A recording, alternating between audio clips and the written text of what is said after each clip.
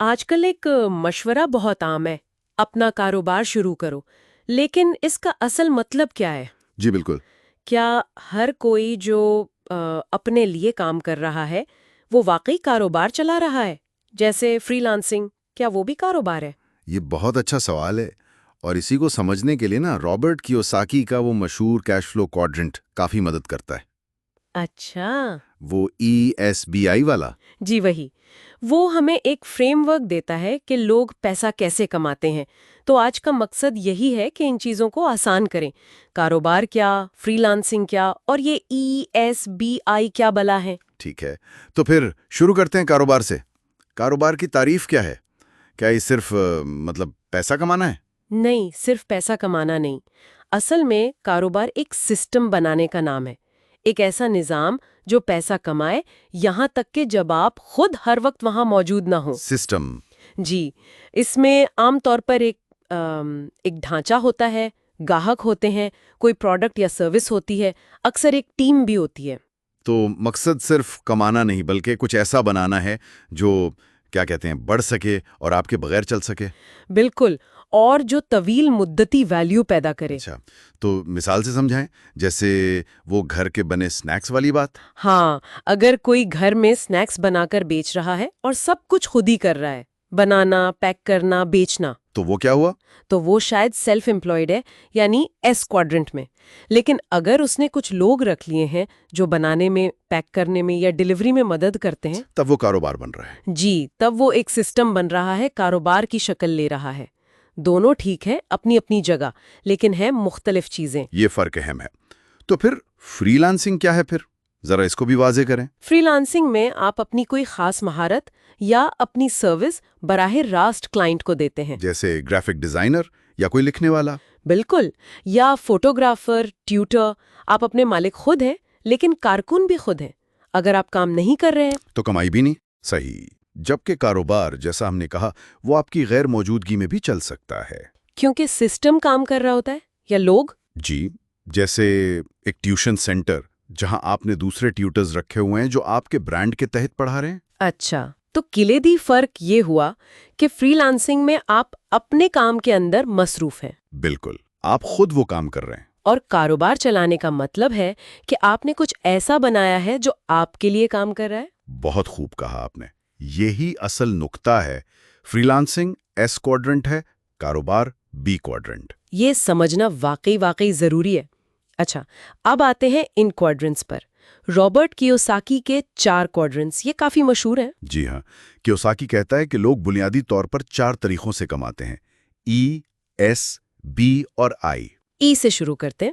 ای یعنی امپلوائے، ملازم. آپ کسی اور کے لیے کام کرتے ہیں، وقت دیتے ہیں، تنخواہ لیتے ہیں. نسبتاً محفوظ، لیکن کنٹرول آپ کا محدود ہوتا ہے. زیادہ تر لوگ اسی میں ہوتے ہیں. پھر ایس ہے سیلف امپلائڈ، خود ملازم. جیسے فری لانسرز، کنسلٹنٹس، چھوٹی دکان کے مالک، ڈاکٹر، وکیل. جن کا اپنا کلینک یا دفتر ہو. جی، آزادی زیادہ ہوتی ہے ای کے مقابلے میں، لیکن کمانے کے لیے خود کام کرنا پڑتا ہے. آپ ہی سسٹم ہے. ٹھیک ہے، اب بی اور آئی یہ کیسے مختلف ہے؟ بی ہے بزنس اونر، یعنی کاروبار کا مالک. یہاں آپ ایک سسٹم کے مالک ہیں. آپ خود کام نہیں کرتے، بلکہ آپ کا بنایا ہوا سسٹم یا آپ کے رکھے ہوئے لوگ آپ کے لیے کام کرتے ہیں. تو آمدنی آپ کے ذاتی وقت سے منسلک نہیں رہتی؟ بالکل نہیں. مثال کے طور پر ایک ریسٹورانٹ جس میں پورا عملہ ہے، یا ایک آن لائن سٹور جو زیادہ تر خودکار ہے. اصل کھیل سسٹم بنانے کا ہے. اور آخر میں آئی ہے انویسٹر، یعنی سرمایہ کار. یہاں آپ خود کام نہیں کرتے، آپ کا پیسہ آپ کے لیے کام کرتا ہے. اچھا، آپ دوسرے کاروباروں میں، ریئل اسٹیٹ میں، اسٹاک مارکیٹ میں سرمایہ کاری کرتے ہیں اور منافع کماتے ہیں. محنت سے نہیں، پیسے سے پیسہ بناتے ہیں. تو کیوساکی کا زور اسی بات پر ہے کہ اصل مالی آزادی اور ترقی کے لیے ای یا ایس سے نکل کر بی اور آئی کی طرف جانا چاہیے. جی ہاں، وہ کہتا ہے کہ ای اور ایس آمدنی کے فعال ذرائع ہیں. آپ کام کریں گے تو پیسہ آئے گا، جبکہ بی اور آئی غیر فعال آمدنی کے ذرائع بن سکتے ہیں.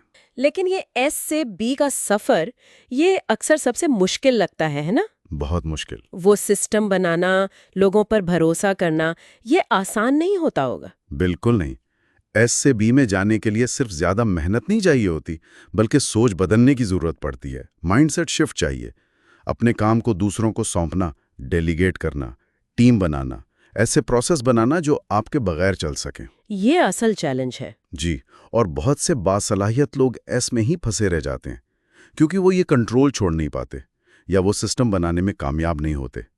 وہ سمجھتے ہیں کہ مجھ سے بہتر یہ کام کوئی نہیں کر سکتا۔ یہ بات تو ہے۔ تو آج کی گفتگو کا خلاصہ کیا ہوا؟ خلاصہ یہ ہے کہ چاہے کوئی ملازمت میں ہو، فری لانسنگ کر رہا ہو یا کوئی چھوٹا موٹا کام، یہ سمجھنا ضروری ہے کہ وہ کیش فلو کوڈرنٹ میں کہاں کھڑا ہے۔ ای، ایس، بی یا آئی میں سے کہاں؟ جی، اور یہ سمجھنا کہ ان میں فرق کیا ہے۔